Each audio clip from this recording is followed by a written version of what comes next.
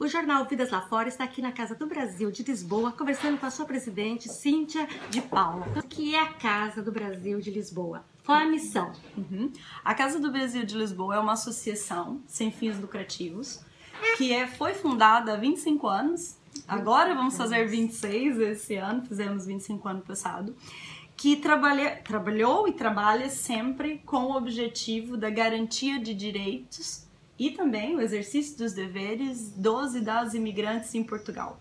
Ou seja, o grande objetivo da casa é promover a integração desses e dessas imigrantes que chegam no país em várias vertentes, Andréia. Nós trabalhamos desde o atendimento direto, ou seja, temos vários gabinetes de apoio ao trabalho, apoio sociolegal, orientação e encaminhamento, outros projetos de apoio. Por exemplo, temos um grupo de ajuda mútua, sessões informativas, a parte cultural, que também é bastante forte. Além desse trabalho direto que nós realizamos com esses imigrantes e com essas imigrantes, também temos um papel político importante na alteração da legislação. Fazemos também esse trabalho de pensar e pressão nos estados para a melhoria das políticas públicas para essa comunidade. Não é específico para brasileiros e brasileiras, é mesmo para imigrantes no geral, mas grande parte são dos nossos atendimentos, das pessoas que nos procuram, é a comunidade brasileira. Falando em leis, a nova lei que prevê a contratação, a legalização do cidadão brasileiro, por exemplo, com a promessa de contrato de trabalho. Como que é essa situação? Já está mesmo funcionando? Então, Andréia, essa é uma questão bastante complexa ainda, porque, no fundo, essa legislação é o artigo 88.2 e 88.9, como é bastante conhecida. Ela, antes da mudança, o ano passado, o que acontecia? Ela é uma situação discricionária, ou seja, sempre existiu dessa forma, a promessa que foi introduzida, eu já falo um pouquinho mais sobre a promessa, mas é interessante percebermos o que de fato mudou. Ou seja, antes era discricionário. O que isso significa? Que o CEF tinha algum poder, um poder maior, muito maior, na decisão. Ou seja, um caso poderia ser considerado que, ok, era uma exceção, outro caso poderia não ser uma exceção. Estava pautado nessa vertente de ser ou não uma exceção caso de cada pessoa, não era geral. Tirando esse termo discricionário da legislação, ou seja, tornando esse artigo não discricionário, é um grande avanço. Por quê? Desde que nós, o imigrante ou a imigrante, e não é só para brasileiros e brasileiras, é para qualquer imigrante que seja de países terceiros. O que é isso de países terceiros? É que não são comunitários, não são da União Europeia, que nós nos enquadramos aí, somos de um país terceiro. Pode, estando já em território português, solicitar uma autorização de residência para trabalho, seja ele, subordinado ou independente, que são os recibos verdes. O que isso significa? Quando temos um contrato de trabalho, podemos apresentar uma manifestação de interesse para o CEF. Não é só ter o contrato de trabalho, tem que lá ter vários documentos, há uma lista específica, e aí você apresenta essa manifestação de interesse. O CEF vai receber essa manifestação, já tem que no ato entregar todos os documentos de forma digitalizada, e depois vai marcar sua entrevista e assim inicia-se o processo. Antes, mesmo que alguém tivesse todos esses requisitos preenchidos, o CEF poderia considerar que aquela situação não foi excepcional. Agora não. Essa é uma alteração muito significativa. Por quê? Se aquela pessoa cumpre todos aqueles requisitos que está previsto na legislação, o CEF tem que considerar. E isso é muito bom para nós, que é uma grande comunidade que recorre muito a esse artigo, seja ele por contrato de trabalho, seja ele por recibos verdes, que é o independente. Apesar dos recibos verdes e independentes ser muito mais melindroso, como a gente diria no Brasil. Por que seria mais por várias questões. Primeiro, o CEF exige, além da abertura da atividade, por exemplo, que comprovativos de rendimentos. Uma pessoa que abre uma atividade tem que provar para o CEF no dia da entrevista que naqueles meses teve rendimentos, ou seja, para se manter. vai ter que ter essas faturas recibo, que antigamente chamavam-se recibos verdes e agora são faturas recibo. Tem que se ter um volume considerável de pelo menos um salário mínimo, por exemplo, convém que seja mais, e que vai provar esse rendimento financeiro. Ou seja, enquanto por contrato de trabalho você tem uma relação mais segura aos olhos do próprio Serviço de Estrangeiros e Fronteiras, e não só mesmo em questões trabalhistas, é uma relação que te garante mais direitos trabalhistas, você ali pressupõe que, cumprindo, pronto, tem o contrato, recebe o seu salário, faz os descontos, demonstra uma maior segurança para esse artigo.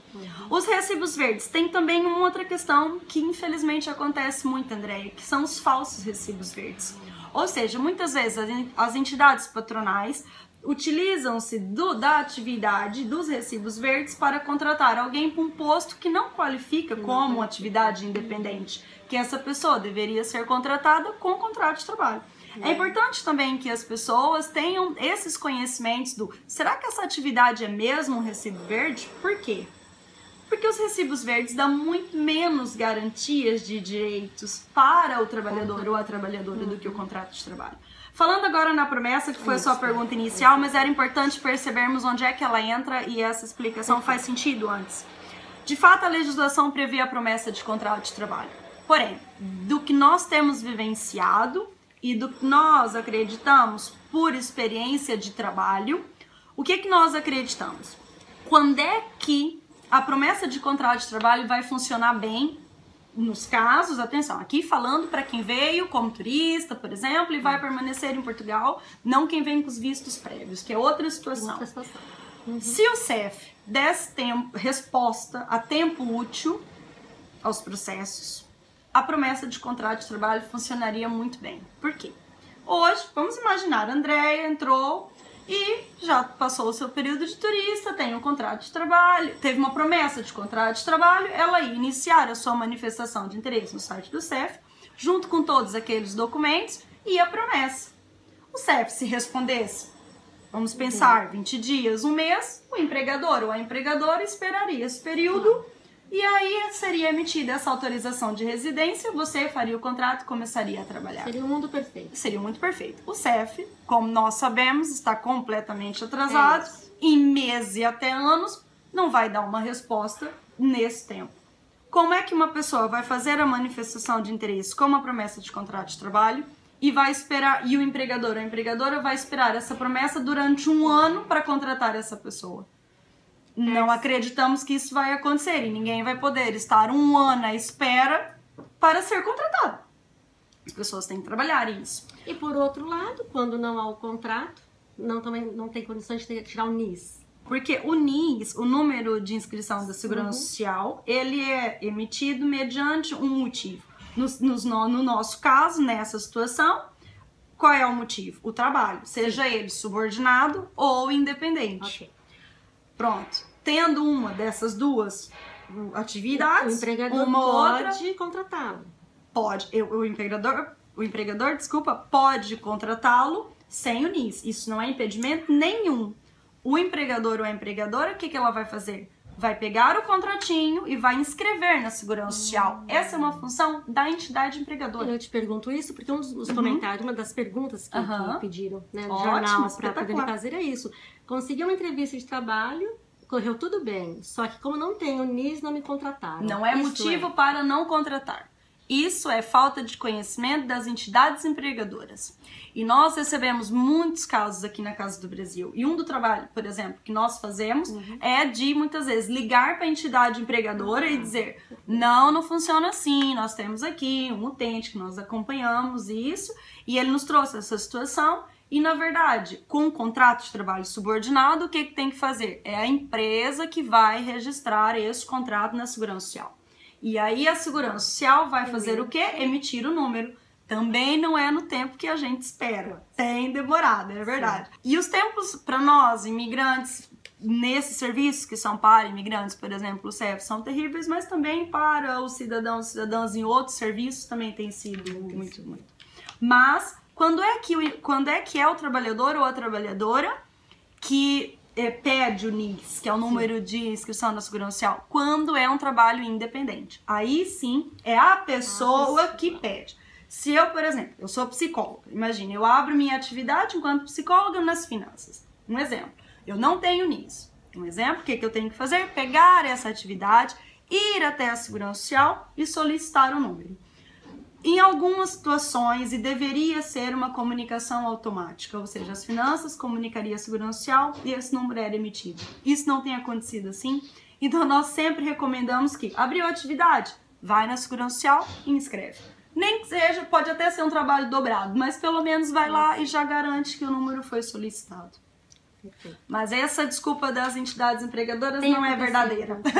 Tem muito, acontece muito. Mas sempre aconteceu, sempre, não é recente. Isso é uma questão que aconteceu sempre. Uma das questões que nós defendemos muito na casa, e muito mesmo, é o empoderamento das pessoas com as informações. Quanto mais informações corretas, não é informação de grupo de Facebook, que é uma das questões que nós temos muita preocupação. Temos que tomar muito cuidado com o caso do primo, do cunhado, da vizinha, do gato, do cachorro. Não pode ser. Nós temos que procurar informações o mais correta possível. Onde?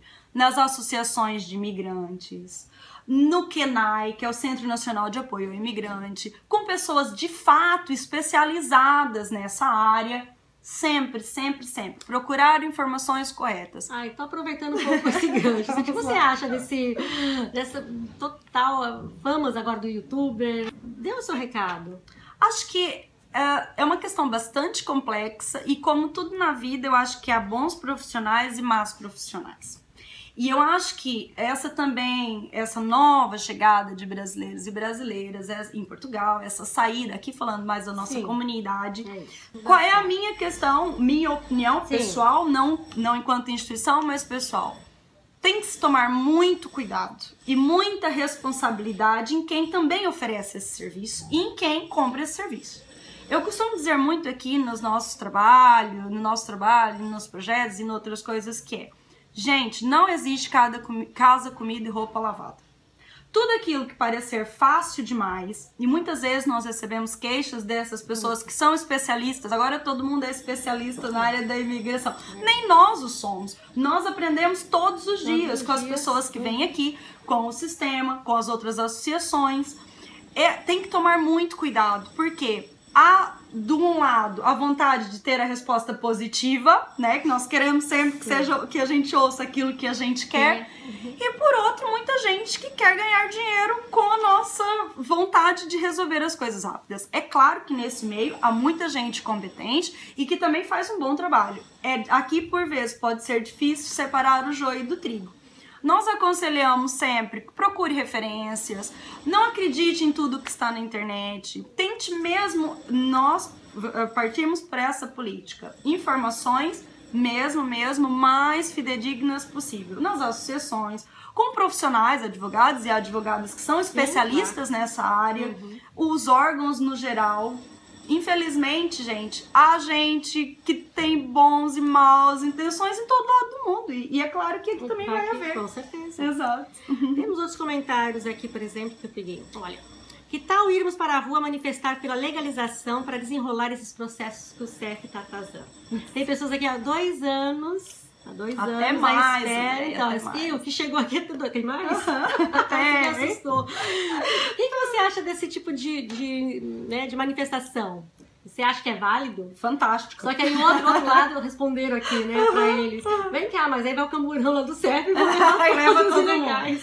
Não, na verdade, a casa, principalmente, nós somos um movimento social. Partimos também do movimento social, né? Somos da sociedade civil, fazemos qualquer um e qualquer uma de vocês podem fazer parte da Casa do Brasil, por exemplo. Somos uma associação, temos associados.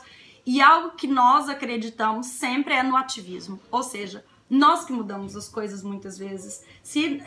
Eu digo todos nós que sofremos as questões, então, precisamos ir à rua. Querem fazer essa manifestação, não corre esse risco, sim? Não. Eles ficam mais dentro da internet falando isso, dentro dos grupos falando isso, mas não querem se expor. É um medo, óbvio. Claro. É claro que há sempre um risco, sempre, né, associado. Temos que pensar bem nessas duas questões. Claro que nós podemos estar dentro do metro e também ter uma fiscalização do CEF. Nós podemos estar dentro do ônibus, nós podemos estar numa loja e ter. A gente nunca sabe quando é que vai ter uma fiscalização do CEF. Numa manifestação para e contra os abusos do CEF, vamos dizer assim, para o desenrolar desses processos, e isso... Sinceramente, não sei se estou a ser ingênua, mas eu acho muito complexo e muito complicado se a polícia ou o CEF fizesse isso, se estivermos lá a fazer isso de forma bacana, civilizada, exato. Exatamente. Mas é muito importante o movimento nosso, das pessoas. Por exemplo, a mudança da legislação foi em função principalmente da organização da sociedade civil, que são das pessoas que estavam a vivenciar isso, as outras associações. A Solim, por exemplo, tem um trabalho muito forte de levar, o que é uma outra associação, a Solidariedade Imigrante, muito forte de levar os imigrantes e as imigrantes para a rua. Nesse trabalho, nós sentimos, por exemplo, em relação a nós da casa, quando convocamos para irmos com as outras, não aparece ninguém. É muito interessante. Vão sempre as mesmas pessoas, gravado isso. Vão sempre as mesmas pessoas, mais o pessoal que trabalha, poucos que estão mesmo a vivenciar o problema.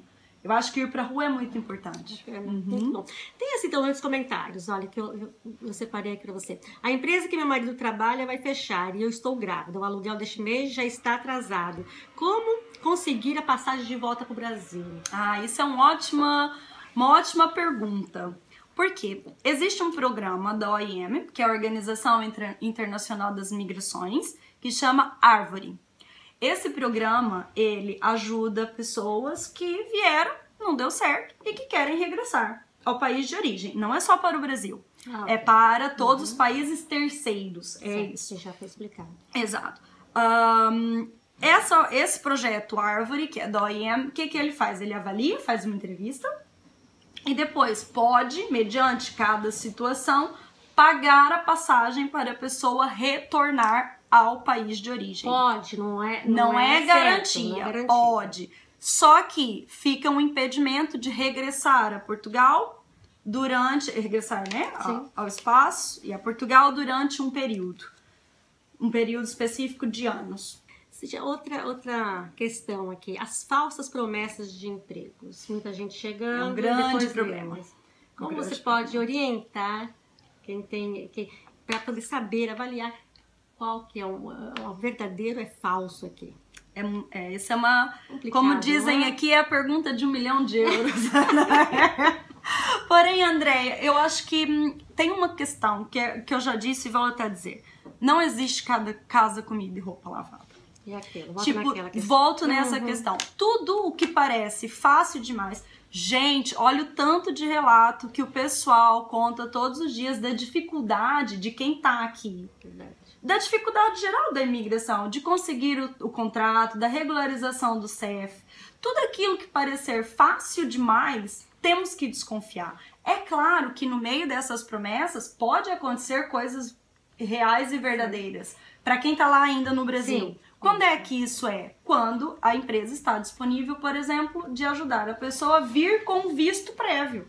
Isso é um ótimo pré-requisito para percebermos se é de fato uma vaga correta e se não é falso. E eu te pergunto isso porque é um grande incentivo hoje em dia no Brasil, a gente pode perceber pela televisão mesmo, tem programas de televisão. É verdade. Grande. Eu estive agora no Brasil e fiquei apavorada com tudo que eu vi. Com um programa falando praticamente, vão viver Portugal. Portugal é o paraíso, né?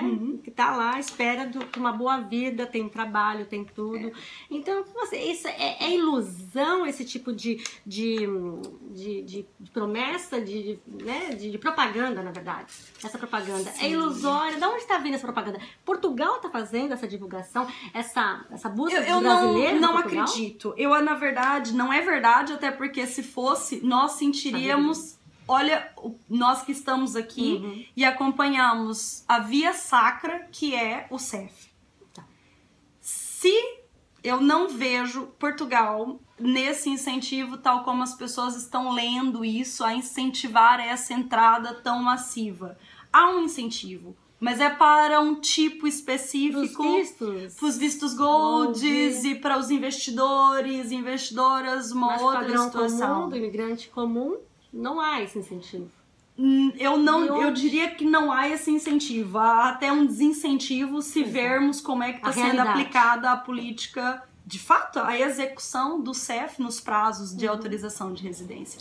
Se fosse um incentivo, sairia muito mais rápido e não teria tantas pessoas, tantas pessoas em situação irregular. Agora, é claro que gostava de falar um pouquinho disso, de pensarmos nessa questão quando se coloca... Eu ouço, já tive a ler nos grupos, gosto de acompanhar às vezes para ver ali as discussões. E basta alguém ir falar das dificuldades que vem 30 pessoas não dizer... Desanima, não acaba com o sonho das pessoas. Isso é muito perverso até, se você não tá bem aí, volta pro Brasil. Então porque você foi e não entende que o processo migratório é muito, muito mais complexo do que isso. O que eu sinto, e agora tive muito tempo no atendimento direto, agora como tô com a presidência, tô mais na gestão dos projetos, mas é muito interessante ver os discursos das pessoas e ver que ainda há muita desinformação, no geral. Desinformação na dificuldade que é, por exemplo, na procura de trabalho quando chega aqui. Desinformação das questões do CEF, da regularização. É preciso mesmo, eu acho assim, a migração é um direito. E todo mundo tem o direito de tentar, de vir. Tem que ter o máximo de conhecimento correto e planejamento, André. É preciso planejarmos para isso. É preciso sempre que possível pedirmos um visto prévio para aquela finalidade. Ou seja, vir preparado com um visto prévio. Se for para trabalho, de trabalho. Se for para estudo superior, ensino superior. Se for para aposentado, de aposentado. Se for de investidor, de investidor. Ou seja... Sempre que nós, também essa é a nossa parte, é de tentarmos, sempre que possível, vir regularizado. Eu sei que as pessoas devem estar pensando, mas isso é quase impossível. Sim, é. Então, se é, eu tenho que entender e procurar muito bem como é que as coisas de fato funcionam em Portugal. E tentar também filtrar muito essas opiniões que hoje tem nos grupos de WhatsApp, de Facebook, isso, e cada um fala uma coisa. Por exemplo, uma realidade que nós temos vivenciado aqui na associação é o desconhecimento muito da regularização, a exploração laboral que as pessoas acabam por viver no trabalho, a desqualificação profissional, André, ou seja, a dificuldade que tem de exercer a sua atividade profissional que exercia no Brasil. É claro que não... E aqui eu faço uma visão bastante crítica, que é o sistema e o país também, aos poucos, tem que se sensibilizar mais, e os empregadores e empregadoras, porque a gente não nasceu o dia que chegou em Portugal. E a nossa história prévia tem que contar. Mas é algo que a gente ainda não controla. Então, assim, o que eu penso e que acho dessa questão, desses incentivos? É positivo, desde que as pessoas tenham muitas informações. O mercado de trabalho em Portugal não é fácil, nós sabemos disso. É criterioso. Até, por exemplo, para você trabalhar num café ou nisso, você tem que ter línguas. É exigido isso, é verdade? 1, 2 às vezes. Agora com as mães brasileiras que estão em Portugal. A questão do bullying. Estão sentindo cada vez mais. Por quê? Cada vez mais, óbvio, nós vemos cada vez mais pessoas mudando para cá. Então, sobre isso, você tem conhecimento, tem algumas queixas, chega até vocês? Isso sempre existiu, né? O preconceito, aí a gente entra em outro item que ainda não falamos, que é o preconceito. Infelizmente existe. E existe em todos os níveis. Não é só das crianças na escola, mas é também dos adultos nas universidades. É também de nós no mercado de trabalho. Recentemente, em Coimbra, a Universidade de Coimbra, por exemplo, fez um manifesto, exatamente. Ou seja, nós recebemos na associação, e não só, é uma área que nós também trabalhamos muito da sensibilização da comunidade portuguesa contra o preconceito e os estereótipos, porque ainda assim é muito forte em Portugal a discriminação baseada no preconceito. Que acha que todas as mulheres brasileiras que estão aqui é para roubar marido, que acha que as mulheres brasileiras são hipersexualizadas, estão sempre disponíveis sexualmente, que vêm todas para exercer trabalho sexual. E assim, a questão aqui é, você pode até ter seu preconceito, desde que você não discrimine e não ache que aquela pessoa tem menos direitos do que você. Não pode ser, porque isso é muito grave. E ainda assim existe, sempre existiu, E nas escolas, sim, também existe. Quando não chega só com as os crianças, adultos, ainda nós sabemos nos defender. Exato. Agora, quando mexe com as filho, crianças é muito mais complicado. complicado. Mas existe não só com o Brasil, mas com Como as você comunidades imigrantes no geral. Nesse caso, especificamente as mães. Queixa. Como? Tem que fazer queixa. Tem que sempre fazer queixa. Sempre. Façam queixa sem medo. Se você sente que aquela situação, é claro que também temos que tentar perceber se é ou não uma situação de preconceito. E isso é muito delicado. Onde é que separa, né? Qual é a linha que separa? Mas é sempre, por exemplo, a APAV tem um gabinete de apoio à vítima imigrante. E é importante, se nós temos dúvidas se aquela situação foi não uma situação, ligar para a APAV, pedir para falar com esse gabinete. Nós aqui na Casa do Brasil também podemos orientar, sempre que, apesar de não termos um gabinete específico só para essa temática, nosso gabinete de apoio jurídico também pode orientar sócio legal, que não é jurídico, e o gabinete de orientação e encaminhamento também pode tentar orientar o que fazer. Mas é importante, se está sentindo que uma criança está sendo vítima de preconceito na escola, fazer uma queixa à diretoria da escola, fazer uma queixa ao Ministério da Educação, procurar apoio, por exemplo, nas associações de imigrantes, porque assim a gente vai mudando consciências, né, Andréia? Se só nos recolhermos dentro de casa, formos falar no grupo do Facebook, nós não vamos mudar nada. É importante também procurarmos os nossos direitos, muito importante.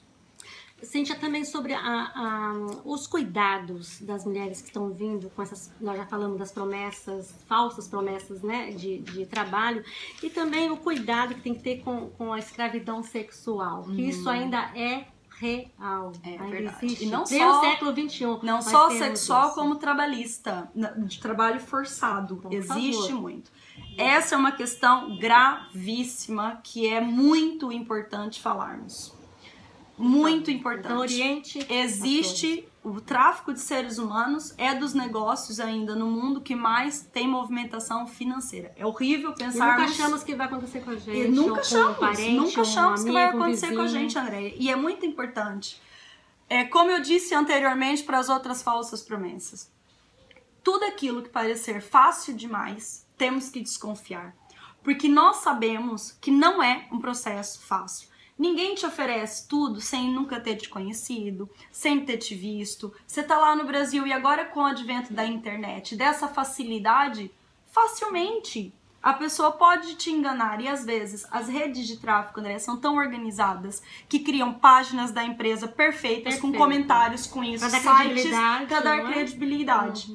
É importante perceber isso, fazer pesquisas extensivas, ligar até aqui, tipo, e tentar perceber essa empresa existe, fazer pesquisas a fundo.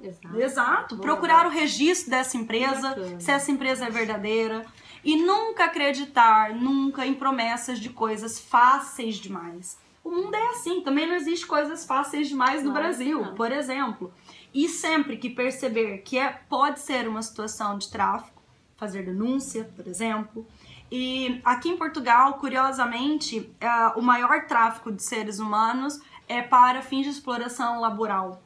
Tipo, no Alentejo já foi desmantelada várias redes de tráfico nesse sentido, de que exploram para o trabalho forçado, mas também para as mulheres migrantes, ainda mais nós, mulheres migrantes brasileiras, há muito essa ideia ainda muito focada nessas questões da hipersexualização e da prostituição, e é importante, muito importante termos isso. E um outro caso também importante, que é o caso do quê? Dos casamentos, por exemplo, à distância.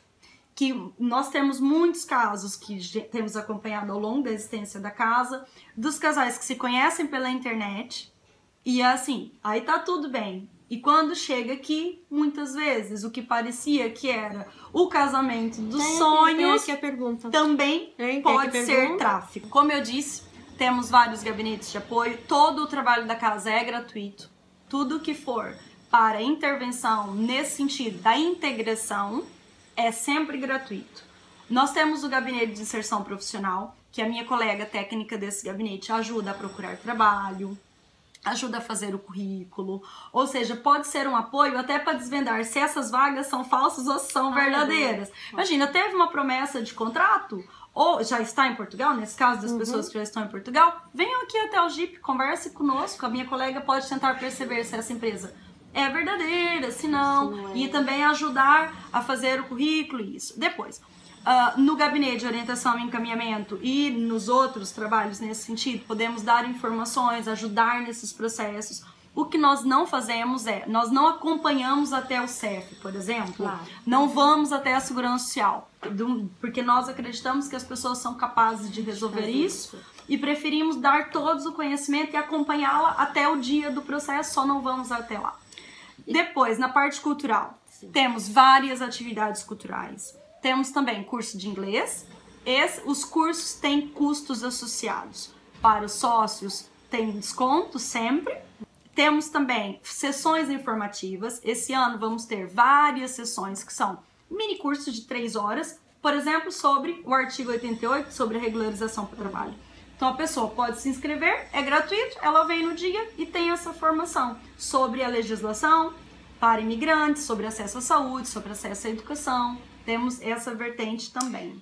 Sim, eu tenho feito particularmente no meu lado pessoal, mas que eu também agora quero lançar através do jornal, e até convido vocês, se for do interesse, é claro, de tirar, desmistificar, por exemplo, o jeitinho brasileiro. Isso me incomoda muito, eu vou ser muito sincera contigo. Quando eu falo, vou dar um jeitinho, o jeitinho brasileiro. E porque assim, pra mim o jeitinho brasileiro é também o jeitinho de força, de coragem, de determinação, de conquistas. Então em todo lado que eu ouço, todo lado eu digo, jeitinho qual? Pejorativo, quer dizer? Em toda parte. Mas nós também, nós temos nosso jeitinho brasileiro, que é de conquistar com garra. Né? Eu tento desmistificar isso e vou lançar uma campanha brevemente no jornal. Que legal. Gostaria de contar com vocês. Sim. É muito bacana isso que você coloca, André, porque a gente sempre, quando fala em preconceito com a mulher, eu também trabalho na área dos direitos das mulheres, porque sou feminista e trabalho com direitos humanos no geral, não só migrantes, mas tenho também o meu trabalho na área sou ativista e trabalho nessa área. E quando nós falamos, por exemplo, dos preconceitos, a gente está sempre, muitas vezes, a pensar mais nos brasileiro não gosta, ou é vagabundo, e a mulher brasileira é prostituta. E muitas vezes a gente esquece que não são só esses estereótipos que são associados. O jeitinho, por exemplo, muitas vezes também é visto como negativo, e há uma parte negativa, mas, por exemplo, também o achar que a gente é sempre simpático e sempre vai ter que estar bem, e tá sempre alegre, tá sempre feliz, tudo. Que tem dois lados, né? Claro, também podemos ter dias maus, exato, e esses dois lados. Eu acho que é legal também desmistificar essas questões, acho que faz todo sentido. Temos coisas boas e coisas ruins, como qualquer comunidade, André. Exatamente. E é claro que há traços que são mais fortes nos portugueses e portuguesas, que são mais fortes nos brasileiros e nas brasileiras, assim como os franceses e todos. E viva a diferença, não é? Essa é a graça, não é? Então deixa as considerações, o que mais faltou, algo de importante aqui, o que nós sempre falamos, e eu volto a dizer, é que sempre que decidirem pelo processo migratório, tentem buscar uma forma de ter um visto prévio. Nos consulados de Portugal, no Brasil, sempre venham regularizados. Por quê? Isso vai economizar muito tempo e estresse, dinheiro. E assim, quando estamos também regularizados e regularizadas, podemos estar menos suscetíveis às explorações laborais. Procurarmos saber dos nossos direitos é muito importante, eu reforço isso. Quanto mais conhecimento nós temos, pessoal, mais chance nós temos de lutar pelos nossos direitos. Se nós sabemos como é que aquilo funciona, mas saber de verdade, não é só no diz, me diz, me diz que me diz. E isso é muito importante. Cuidado com as promessas fáceis. Cuidado com aquele que te diz que é tudo muito simples. Também não é tudo complicado. Como tudo na vida, há seu lado bom e seu lado mal. Tem que ter uma visão bastante realista da situação. Ou seja, uma questão realista. É claro que vai ter dificuldades, mas é claro que vai ter coisas boas também. Lisboa é maravilhosa, Portugal tem coisas incríveis. Tanto que nós estamos aqui, né? A qualidade de vida, exato, a segurança. Outras questões, é claro que há uma parte negativa. Planejem a vossa vinda, planejem com todos os sentidos. Pensem muito bem sobre essas questões. Se puderem vir antes, ver como é que é, conhecer, ver o que realmente acontece. Também uma questão que tem sido muito, que não falamos disso, mas é importante, a habitação. A habitação em Lisboa e arredores, em um ano, subiu muito de preço. Que tem sido uma dificuldade constante das pessoas que vêm, que nos procuram, a dificuldade de encontrar, arrendar uma casa, alugar uma casa. E sem dizer as exigências também, né? Muito, ainda mais quando vê que é imigrante, porque há muito preconceito nessa área. Quando é imigrante brasileiro e brasileira, então, há muitos preconceitos, muitos relatos de preconceito. E de fato existe. E isso tudo é bom se preparar para isso, porque temos, por exemplo, já ouvi casos aqui que os senhorios, que são os donos das casas, pedem 6 meses adiantados de renda. E também tomar cuidado com muita enganação nisso. Temos recebido queixas, por exemplo, de pessoas que, com falsas casas, que chegam a ir visitar a casa, quando recebem o dinheiro, a pessoa desaparece. Gente, aquele mesmo imóvel negociado para várias pessoas e o imóvel às vezes nem existe, fraudes mesmo, burla nesse sentido. Quando há uma necessidade, ou seja, há muito mais procura do que oferta, também surge essas formas Tem das aqueles pessoas que estão já alugando, arrendando de lá, do Brasil, para quando chegar aqui. Muito cuidado com isso, muito cuidado com isso. Porque muitas vezes nunca transfiram dinheiro sem ter certeza que esse imóvel está disponível. Se puderem sempre, exato, alguém que esteja aqui, ir lá ver, negociar. Sempre que possível, alugue só um período pequenininho, sei lá, num Airbnb ou um hotel ou isso, para chegar aqui e ver de perto. Porque há muita fraude nesse sentido, muita fraude nesse sentido. É importante também ter esses cuidados. E a casa está sempre aberta para vocês, é um espaço de partilha, de conhecimento, de apoio, mas sobretudo é um espaço nosso de construção. Nós também todos os dias estamos a aprender e a nossa luta é pela garantia dos direitos em todos os sentidos, que possamos exercer a nossa cidadania em Portugal e principalmente termos igualdade de oportunidades em todos os sentidos. É para isso que a gente está aqui nessa luta. Perfeito, Cíntia, muito obrigada pela entrevista. Imagina, nada. Obrigada a nós.